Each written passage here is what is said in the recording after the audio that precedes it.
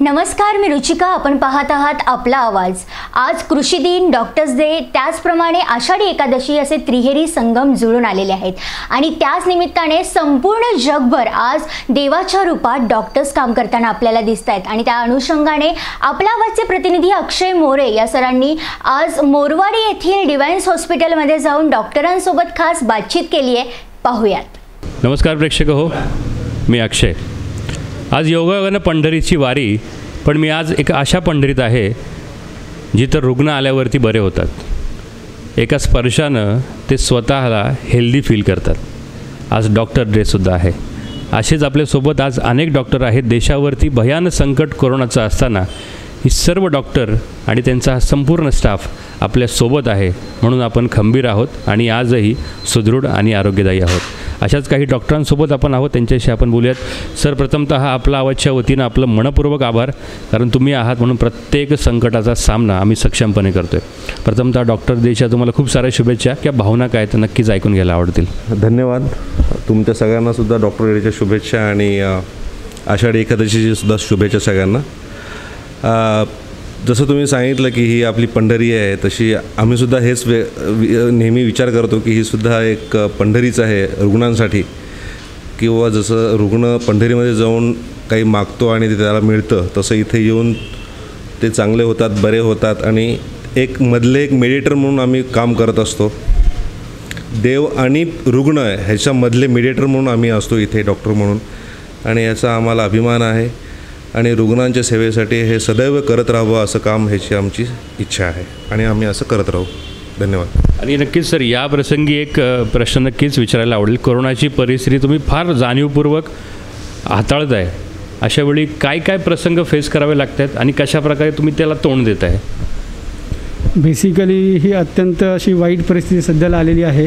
दिवसेंदिवस कोरोनाचे रुग्ण वाढत चाललेले आहेत आणि अशामध्ये आम्हाला तेवढीच काळजी घ्यावी लागते. त्याच्यासोबत आम्हाला आमच्या स्टाफची पूर्ण काळजी घ्यावी लागते. त्यांना त्याप्रमाणे आम्हाला सर्वांना ट्रेनिंग द्यावी लागते. तसंच पेशंटलासुद्धा आम्हाला सांगावं लागते बाबा काय काळजी घ्यायची, काय नाही घ्यायची. आपल्याला सगळ्यांना माहीतच आहे, भारत सरकारने, महाराष्ट्र सरकारने सगळ्या गाईडलाईन्स जारी केलेल्या आहेत, सगळ्यांना माहिती आहेत. तरी पण बरेचसे रुग्ण असे असतात जे जाणून बुजून, काही जणांना त्यांनी त्यांचे रिपोर्ट पाठवलेले असतात, काही जणांना सिम्पटम्स असतात, पण ते लपवत असतात. ते सर्वांनी लपवू नये आणि सगळ्यांशी कॉपरेट करावं. हॉस्पिटल डॉक्टरांशी कॉपरेट करावं, स्टाफशी कॉपरेट करावं, हीच सर्वांना विनंती आहे. आणि आपण पाहतोय की कोरोनापासून बचावासाठी डॉक्टरांसाठी जे ॲप्रॉन्स आहे, जे PPT किट वगैरे आहे, ते घालून खूप सारा त्रास होतो. कारण तासनतास ते घालून तुम्हाला तुमचं कामही करायचं आहे, रुग्णांची सेवा करायची आहे, रोग्याची सेवा करायची आहे. अशा वेळी सर कोणत्या प्रकारचे प्रॉब्लेम तुम्हाला फेस करावे लागतात? PPE किट घालून काम करणं सध्या सगळ्यांसाठी नवीन एक्सपिरियन्स आहे. कुणाला त्याचा एक्सपिरियन्स नव्हता, काय त्रास होईल कुणाला कल्पना नव्हती. पण ते घातल्यानंतर एकतर जे 6 तास 8 तास आम्ही ते घालतो, त्याच्यात तर आम्हाला काहीच म्हणजे खाणं पिणं तर सोडूनच द्या, बाकीचं पण प्रातर्विधी करायला पण जमणं शक्य नसतं. प्लस आपल्याकडे जे टेम्परेचर आहे, त्या टेम्परेचरमध्ये ते घालून काम करणं म्हणजे आतमध्ये सफोकेटिंग एवढं आहे की म्हणजे घातलेले कपडे पण भिजून जातील एवढं ते गरम होतं. आणि एवढं करून पण आम्ही पेशंटला जी आम्ही नॉर्मल सगळं कंडिशन्स असताना ज्या काही सर्व्हिसेस द्यायचो किंवा जी रुग्णसेवा आम्ही करायचो तीच करत राहायचा आमचा प्रयत्न आहे. त्यामुळं ही परिस्थिती जरी असली तरी आम्ही जास्तीत जास्त रुग्णांना पूर्ण आमच्या क्षमतेप्रमाणे पूर्ण ट्रीटमेंट द्यायचा प्रयत्न आमचा आहे.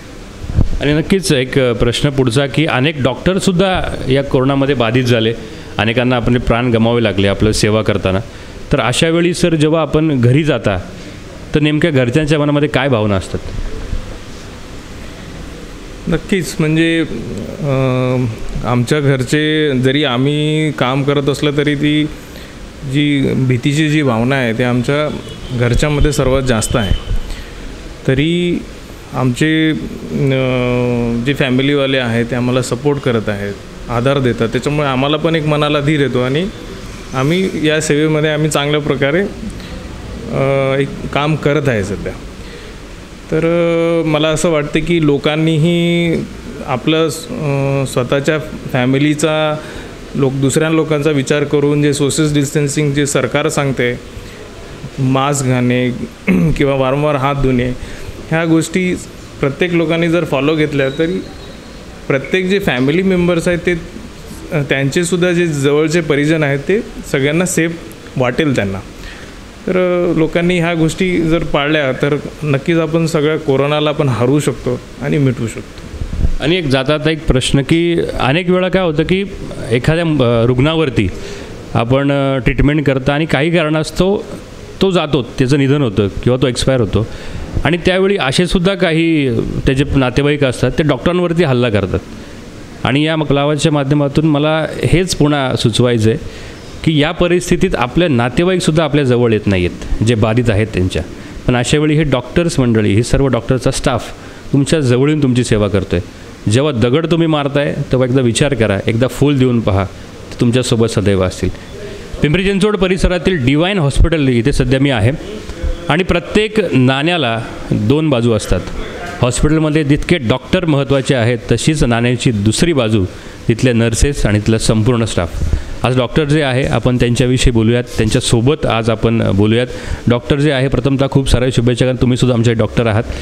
तर एक मनामध्ये एक डॉक्टरांचा स्टाफ म्हणून, एक हॉस्पिटलचा स्टाफ म्हणून काय जबाबदारी आपण पार पाडताय सध्याच्या काळात?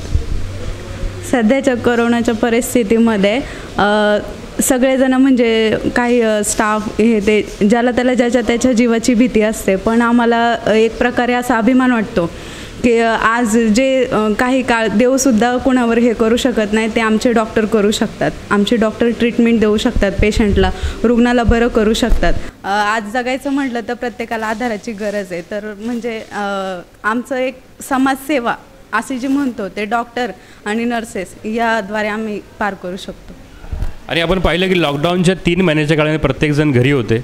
अनेक पुरुष मंडळी त्यांचा नोकरी धंदा सर्व बंद होतं आणि सर्व काही घरी होते, पण अशातही घरात असणारी स्त्री कायम तिचं 3 महिने काम चालूच होतं. ती तेव्हाही लॉकडाऊन नव्हती आणि आजही लॉकडाऊन नाही आहे. अशाच नर्सेस आहेत, त्यांचं काम तेव्हाही चालू होतं, आजही चालू आहे. घर सांभाळताना, त्यानंतर हॉस्पिटलची मोठी जबाबदारी सांभाळताना, घरी गेल्यावरती पुन्हा घरी जाऊन तेच काम करायचं आहे.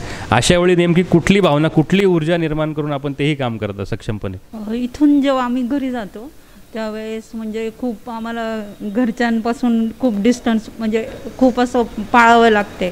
इथून जाऊन त्यांना हात नाही लावायचा, डायरेक्ट जायचं बाथरूममध्ये, म्हणजे पूर्ण आपण आंघोळ वगैरे करून मग पूर्ण त्यांना सगळं घरातले कामं वगैरे उरकायचे. आणि नक्कीच आपण पाहतो आहे की काही न बोलता खूप सारे करणारे या सर्व नर्सेस, त्यांचं देखील मी डॉक्टर्स डे निमित्त मनापासून त्यांना अभिनंदन, मनापासून कौतुक करतो.